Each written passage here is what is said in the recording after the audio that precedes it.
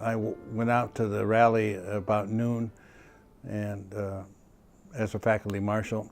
Just as I got to the Taylor Hall, the National Guard Jeep drove out and said, "You must leave, this rally's illegal."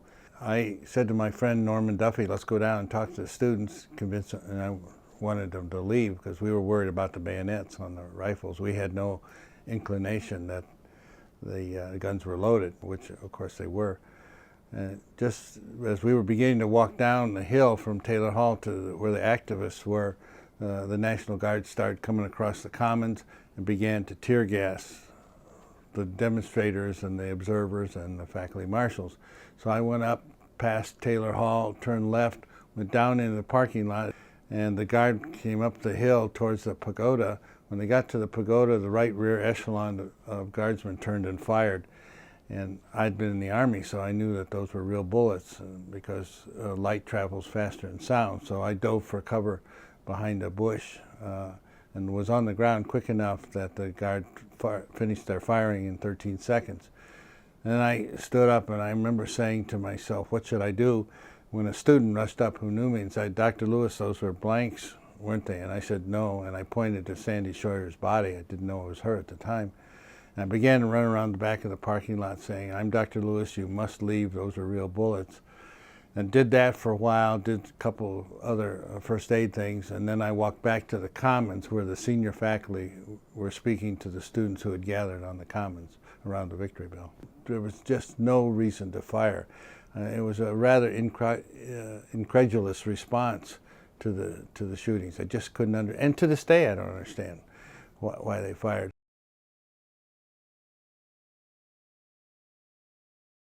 I really didn't assess until much later the long-term consequences, obviously, but also the national and international consequences of the shootings. We were so focused locally that we didn't realize that it was becoming a cause célèbre around the world. And part of that reason for the cause célèbre was the Mary Vecchio picture by John Philo, which went all over the world and was on all the national and regional newspapers.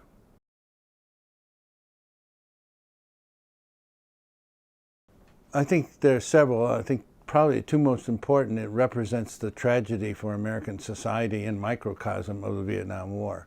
The agony of Mary Vecchio screaming over Jeffrey Miller's body certainly illustrates the tragedy of the Vietnam experience and our involvement in the war.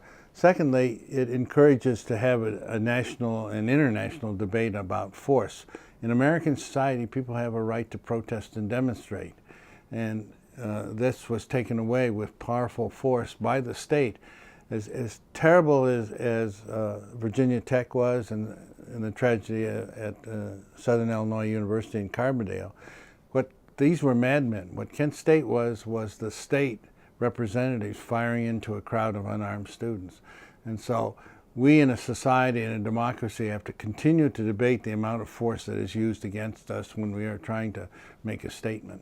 The right of assembly is guaranteed by the Constitution.